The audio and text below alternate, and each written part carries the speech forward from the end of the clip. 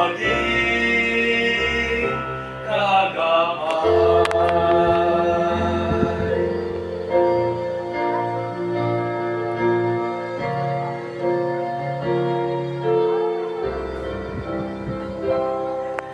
Ayon sa puso na Diyos, siya ay nakaloob ng mga baston na mamumula sa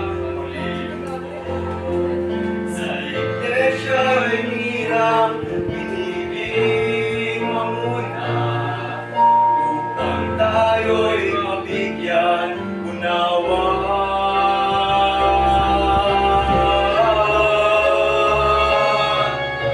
Ngayon sa awit ko ang nais ko'y parangalan ang baston na kaagaway ko mamula doon pa man.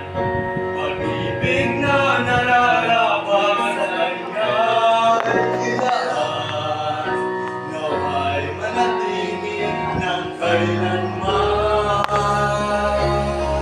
Habang nabubuhay ako'y magpapasalamat sa Diyos na siyang nagkaloob ng baston sa ating lahat.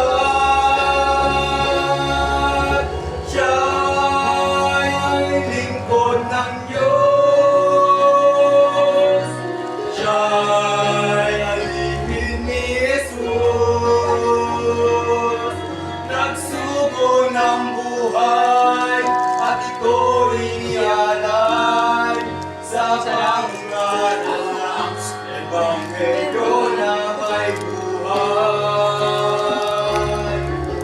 Siya'y hirang matunay upang sa ating gumabay at sa kasalanan